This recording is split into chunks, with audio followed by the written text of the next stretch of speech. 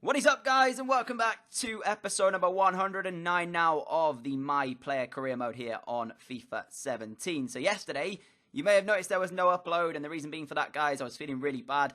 I've been ill like the last 4 days or something. So yesterday I went to the doctors, had a few tests done, so I didn't really feel like uploading yesterday, and I just didn't feel brilliant. So I came home, chilled out a little bit, and had a basically early night just to get myself back to full fitness for today's double upload. So yeah, I apologise for no upload, as I said, but sometimes you have to take these days away just to rejuvenate the batteries, if you will. So we're going to be doing a double upload today.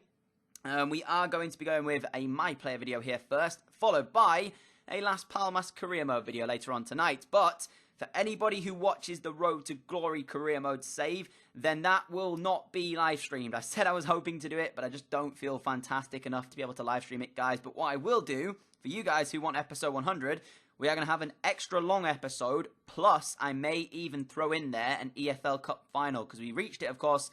You guys may have seen that. It just matters when we're playing the game, because I don't actually know how far in the future. I think we've reached the EFL Cup final. If not, hopefully we will. And in that case, I think we won. Oh, no, wait, I tell a lie. We've played West Ham, and we've already won leg 1 in the semi-final. So, yeah, it's looking like we're going to reach the EFL Cup final, and therefore we should get ourselves through to it. And I'll include that in episode 100 for you guys. If I have to sim games, then so be it. But to get back to today's episode, guys, of the My Player Career Mode, of course, if you've missed any videos, I recommend going back and watching them. We did join Juventus, so if you've missed that, you've missed quite a bit of the series, actually. But yeah, we've joined Juventus. We are their new number 9. A lot of you guys gave me some comments as to what you wanted me to wear as the shirt. I haven't gone ahead and decided yet. It's been a fair few days since I've last played a game on My Player Save, as we got an early goal here up against Greece for the international games for this episode here. But yeah, I've not actually gone back on and played it yet. In which case, guys, I haven't really set anything. I haven't changed anything. I haven't gone on my pro. I haven't done anything or edited it. I'm going to go ahead later on tonight, if I ever get around to recording another My Player episode. I've got this one recorded, plus episode 110.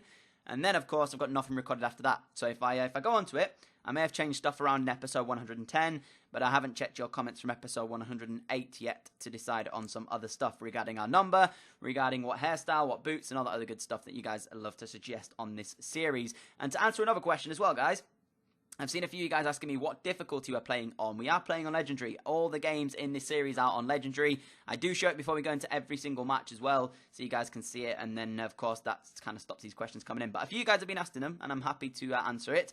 Regarding the camera settings as well, you can see a lot of this first episode here is going to be me answering questions. The camera settings we actually use are just FIFA 16 default. I don't ever change it. It's because I got used to playing FIFA 16 default, so when we came into FIFA 17, I just didn't feel great, so I changed it over to FIFA 16 default. You can do that. It's in the settings bit, and yeah, it's a nice little camera angle. We're showing you the full stats. Currently, what we've got in this series, pretty damn decent. If you want to check them out in more detail, just pause them on the screen that you want to check out. And of course, this is how the season is currently looking at Juve. 2 wins, 1 draw, 1 defeat so far at Juventus. Not too bad at all. But I'm pretty sure not all of those games were played for Juve, because of course we've had a couple of England games or a single England game in there. So I only think we've played 3 games in terms of Juve games, and of course 1 game for England there in the last game, which we went on to win in that game as we won 1-0, and I got the goal in that one. So moving into this second game here against Poland, we did not play well against Greece in the first game. We had 1 shot, 1 on target. It was a goal. We had 33% of the play. Sweden created 3 chances. So, you know, in that respect, we probably didn't deserve to be winning the game. But sometimes, guys, you have to ride your luck out and just get it a goal when you can do. So that's what we did for the first game of today's episode. And sometimes that's the way it has to go. And you can see, after 9 games, we are secured as going out of the group. And I'm pretty sure we're secured as going out as group winners, because I think we only played 10 games in this one. And at the moment, we are a hefty amount away in front. So pretty decent, if I do say so myself, and I'm really happy at the respect that although we're not probably playing brilliantly at Juventus right now in terms of our international colours, and I do want to check and find out how many goals we have scored for England in terms of our performances, but the only way for me to do that is to go back over the previous episodes where we played games for England and to check how many goals we scored and how many games we played. So maybe for the last episode in the series, I'll go back and check out what our England record currently sits at. I will say right now, it's probably pretty decent. I mean, I'm not sure if I'll be the England top scorer. I'm not sure if we'll have broken Wayne Rooney's record just yet, because of course we're still only 26 in this save, in which case we still have a fair few years at the top level, and to break it, I think we can break it, but it's going to be about whether or not we will be picked for most of the game. So in this game against Portugal here, guys, I mean not Portugal, sorry, Poland, we didn't really get off to the great start. It took very, very late into the second half for the first chance to come into play. And it was pretty decent, actually, across towards the back post. And our teammate had the effort goal was, but the keeper made a decent stop. And then in the 58th minute, guys, we picked up another chance here. Nice little through ball through the gap there. I just about squeezed it past the defender. And a moment of madness from the Polish international Kaminski there, as he tried to win the ball, but was never, ever going to reach it with that sliding tackle. He gets yellow carded for the challenge as well. But what it means is we've got a penalty inside the area. So this is going to be tough because, again, we weren't playing well in this one. We didn't play well against Greece. We won, and we're not playing well against Poland here. Can we steal the 3 points is going to be the question. Of course, it is going to be myself to step up and take this penalty kick. We are on penalty duty for England. It just will add another goal to our ever-standing record here if we can get it. I went to the right-hand side. Keeper stood still. Wasn't the brilliant penalty in the world, or wasn't the greatest penalty in the world, but we scored regardless, guys. And 13 minutes from time here, Dele Alli stood behind me, clapping me for some reason. We did end up getting the 1-0 lead in this game. So, decent way to take that penalty as well. I don't really like taking penalties when the score's 0-0 or if I'm behind, because it adds that little bit more pressure, and I seem to miss it when that's the case. If we're winning 2, 3, 4-0, I seem to always score the penalties, unless I try and do something cheeky like chip it or something like that. But it's always the penalties where I'm like 0-0 and 1-0 down, and I need to get myself back in the game or steal the points, and I just can't do it sometimes. But there, we did it well enough for Sterling. Ends up with a really nice ball across the face of goal. I couldn't quite get on the end of it there. I managed to get the ball from my teammate, fed it back, nice 1-2. Tried to curl one into the back of the net, but unfortunately it just went past that post. And 5 minutes to go, guys. We almost managed to find a second. It just was not meant to be. And yeah, so 90th minute of the game now. A ball through the middle. You can see, guys, a very, very huge opportunity to grab a second in the game here as Poland committed some men forward. Ali's making the run, and he just didn't run onto the through ball. He ran alongside it rather than running straight. He probably could have reached it, but regardless, we did pick up the 1-0 victory, so I wasn't as salty as I would have been if that had been a 0-0 situation and we could have won the game late on. But yeah, I personally feel as though Dele Alli, if he'd have just run straight, he would have reached that ball and probably would have scored for us to make it 2-0. But beggars can't be choosers. You know, we still got the victory. Again, not the most convincing win in the world. We didn't play fantastic, but we still got the win, and that is all that matters. So there you go, guys. Both international games, both games in English colours, we picked up 2 victories. So hopefully we can carry that momentum forward and move into the first game in the Juventus shirt for this game here. And it is going to be a league game as well, so I'm looking forward to this one. I'm hoping that we can grab ourselves 3 points in this. I'm still not 100% convinced about the 3 at the back formation. And one thing to note as well, guys, unfortunately, we have lost Andre Silva. He has gone to Manchester United. I can't remember if I told you guys that one, but unfortunately, the Portuguese national has gone over to Old Trafford. He's like-for-like replacement, I guess, for myself, but I can't really understand it because the whole point I left there was because I wasn't getting too much game time. I did play the most out of all the strikers in Manchester United, but the problem there was that I only played 25 or 26 league games out of the 38, so I still played the most, but I would have preferred to play all of them. So I can't really understand why Andre Silva has then gone from us, where he was guaranteed first-team football at Juventus, and of course me and him could have had quite a good strike partnership, to go over to United and potentially not play very much because they only play a 1-striker formation, remember, guys. So yeah, his game time's going to be limited. I'm hoping he can have a good time at Manchester, but I just don't see it happening. So we've lost him, which means now, guys, to partner us up front, we've only got Andone and Simeone Zaza. And of course, you guys know how good Zaza is, and the penalty kick that he took in that one game springs to mind where he's still running alongside the pitch and stuff. But honestly, guys, the 2 strikers there to partner myself just simply are not good enough, let's face it. Andone and Zaza, they're okay strikers, but are they world class? You know, are they Champions League quality? Probably not. So it's going to be tough now to try and find some kind of partnership with the 2 up front and see what I can do with them both. I'm going to have to rely on my midfield to really create most of it and not really bother with Andone or Zaza. Don't get me wrong, they will chip in with a few goals and will chip in with a few assists, but it won't be as much as it would have been with an 87 or an 88 rated Andre Silva. So we started off this game brightly though, looking for a couple of opportunities. I had a couple of chances but just could not finish them. I fed my teammate there as he strikes one goalwards, and it came back off the upright via the goalkeeper making a save. So the signs were positive for us in this Juve game here.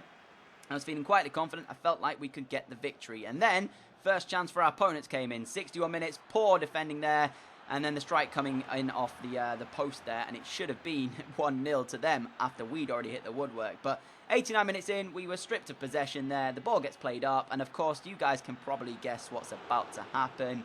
90 minutes on the clock, Juve 0, and our opponents, who I think were called Carpi, but I could have been wrong, made it 1-0. The skipper on the day for them got themselves what could be the winning goal, what's surely going to be the winning goal now. Not too long left in this game, and I was absolutely gutted. I cannot tell you guys, I cannot stress it enough. To lose a game in which we did 90 minutes on the clock there and lose it the way we did, I was absolutely gutted. And the problem is, guys, I've noticed a couple of times in this series and on this team for Juve, there have got a couple of people that give possession away a little bit too cheaply. So I don't know what to expect going into this final kind of season here. Not final season, what am I talking about? Going into this season is what I meant to say. I'm still in the mindset that I'm at Manchester United, and I'm not. So, of course, going into this season, I don't know what to expect. I don't know if we're going to try and win the league title. I don't know if we're going to be able to do that. I don't know if we're going to have to just settle for a top 4 place.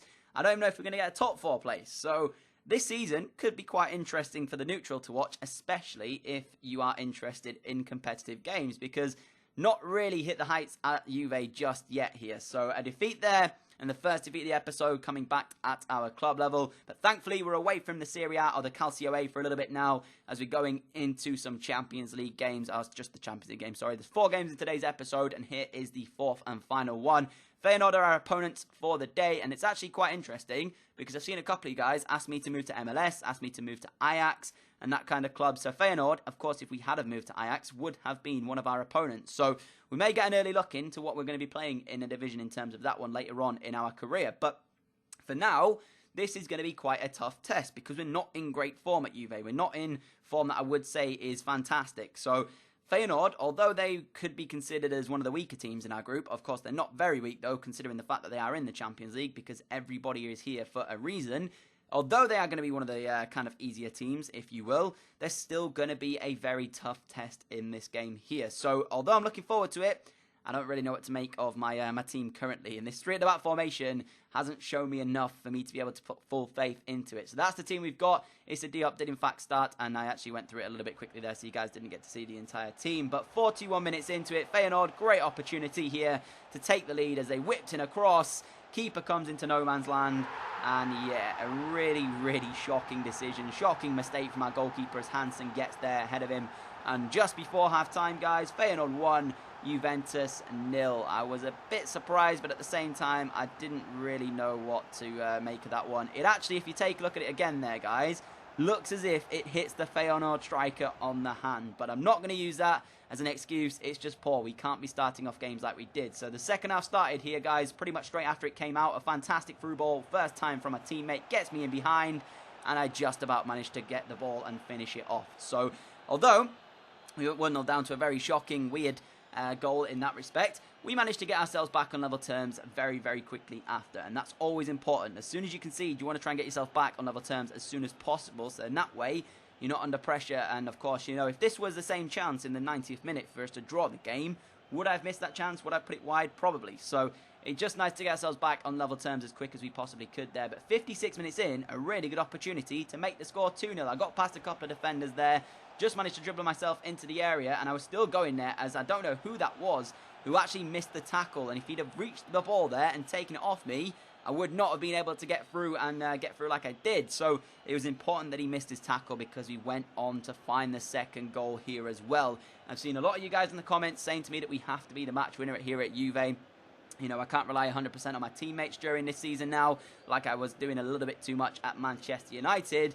So this time around, guys, I do have to try and be the match winner. So when I saw my team go 1-0 down, I thought, you know what? This is the perfect game to start to do it, as the boys came over to celebrate with us as well. Shushing the media, shushing the fans, although just yet, guys, we haven't been attacked by any media at the moment, so that's pretty good to see as well. I'm hoping we can go for an entire season without getting kind of hit by the media, hit by my manager. It would always be nice to do because, you know, it's kind of frustrating when that happens. But regardless, 2-1 up here in this game, and we did, in fact, go on to pick up the victory here. So although our league form currently isn't fantastic, our first game in the Champions League got off to the right way possible. So we picked up 3 points here, and we also grabbed ourselves 2 goals to go along with it. So if you enjoyed this episode, though, guys, I'd appreciate a like rating. As always, thank you so much for your support on the channel. Like I said, I apologize for not uploading yesterday, but sometimes it's quite difficult when you're not feeling 100%. But yeah, That's it for me today at 4 p.m. I'll see you all back here on the channel at 6 p.m. UK time tonight for a last Palmas career mode video. And I'll hopefully see you all again with another My Player tomorrow at 4 p.m. UK time. Don't miss it, guys. See you all then. Adios.